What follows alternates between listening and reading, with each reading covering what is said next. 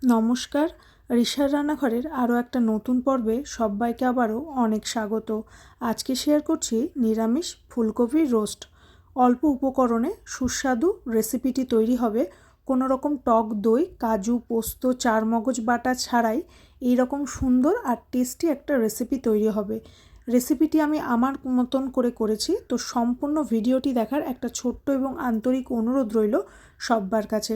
তো সবার প্রথমেই কড়াই আমি বেশ কিছুটা পরিমাণ জল গরম করতে বসিয়ে দিয়েছি। জলটা ঈষদুষ্ণ গরম হয়ে গেছে। এবারে অল্প লবণ অ্যাড করে খুব ভালো করে মিক্স করে নিলাম। জলটাকে খুব ভালো মতো বয়েল করে নেব।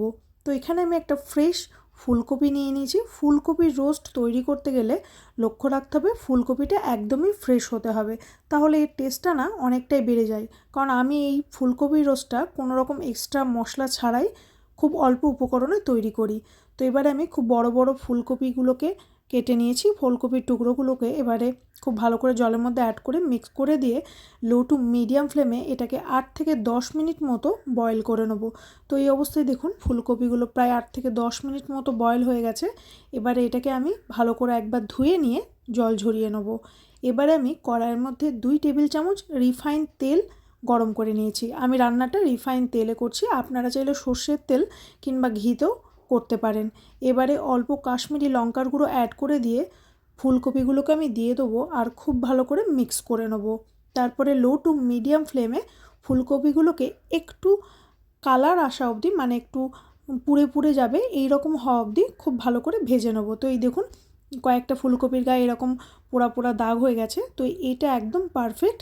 এবারে এগুলোকে আমি তুলে নিচ্ছি ফুলকপিগুলোকে। এবার ওই কড়াইয়ের মধ্যে আরও 2 টেবিল চামচ রিফাইন তেল আমি দিয়ে গরম করে নিচ্ছি। এবারে কিছু গরম মশলা অ্যাড করে দিচ্ছি। প্রথমেই দিয়ে দিলাম তেজপাতা, শুকনো লঙ্কা, ছোটো এলাচ আর দারচিনি। আর এখানে দিচ্ছি ছোট ছোট টুকরো স্টার অ্যানিসের। আপনারা চাইলে এটাকে স্কিপ করতে পারেন।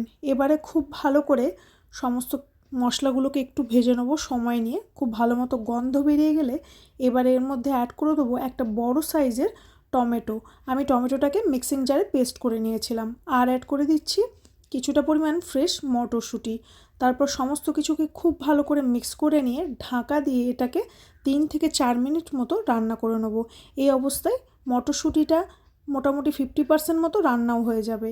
এবারে আমি কিছু গুঁড়ো মশলা অ্যাড করব। আমি অ্যাড করছি লবণ, চিনি, কাশ্মীরি লঙ্কার গুঁড়ো, আর অ্যাড করছি খুব সামান্য গরম মশলার গুঁড়ো, আর অ্যাড করব গোলমরিচের গুঁড়ো। আমি এছাড়া আর কোনো রকম মশলা অ্যাড করছি না। আর অ্যাড করে দিচ্ছি কয়েক টুকরো কাজু আর কিশমিশ আর কয়েকটা চেরা কাঁচা লঙ্কা। সমস্ত কিছুকে খুব ভালো করে মিক্স করে নিয়ে মশলাটা তেল ছাড়া অবধি ভালো করে কষিয়ে নেব। আমি এই রান্নাটা হলুদ ছাড়া তৈরি করেছি। এটা হলুদ ছাড়া করলে টেস্টটাও ভালো লাগে আর এর দেখতেও হয় খুব সুন্দর। আপনারা চাইলে হলুদটাকে অ্যাডও করতে পারেন। এই দেখুন এই অবস্থায় মশলাটা খুব ভালো মতো কষা হয়ে গেছে, মশলা থেকে তেলও ছেড়ে দিয়েছে। এই অবস্থায় আমি আগে থেকে ভেজে রাখা ফুলকপিগুলোকে অ্যাড করে দেবো। ফুলকপি অ্যাড করে লো টু মিডিয়াম ফ্লেমে এটাকে বেশ কিছুক্ষণ নাড়াচাড়া করে নিয়ে এবারে অল্প পরিমাণ জল অ্যাড করে দেবো। এই ফুলকপির রোস্টটা একটু শুকনো শুকনোই খেতে হয়, ঝোল থাকলে খুব একটা ভালো লাগে না, তাই আমি অল্প পরিমাণ জল অ্যাড করেছি। এই জলটাকে লো টু মিডিয়াম ফ্লেমে ভালো করে মিক্স করে নিই। জলটাকে একদম শুকনো হওয়া অবধি একটু রান্না করে নেব। তো এই দেখুন ফুলকপি আগে থেকে সেদ্ধ হয়ে আছে, খুব বেশিক্ষণ সময় লাগবে না এটা তৈরি হতে। তো এটা একেবারে রেডি হয়ে গেছে। এবারে আমি নামানোর সময় অল্প ঘি অ্যাড করে দিচ্ছি। আবারও খুব ভালো করে মিক্স করে নিয়ে গরম ভাত, রুটি, পরোটা কিংবা পোলাও সব কিছুর সাথে সার্ভ করুন, অপূর্ব লাগে।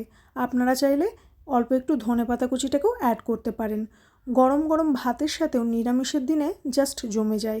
এভাবে একবার অল্প তেল মশলায় আর অল্প উপকরণে ফুলকপির রোস্টটা একবার বাড়িতে বানিয়ে দেখতে পারেন। বাড়ির ছোট থেকে বড় আশা করি সকলের ভীষণ ভালো লাগবে। আমার রেসিপি আপনাদের ভালো লেগে থাকলে চ্যানেলটিকে সাবস্ক্রাইব করে আমার পাশে থাকার অনুরোধ রইল সব্বার কাছে। ভিডিওটি এতক্ষণ দেখার জন্য সকলকে অনেক ধন্যবাদ।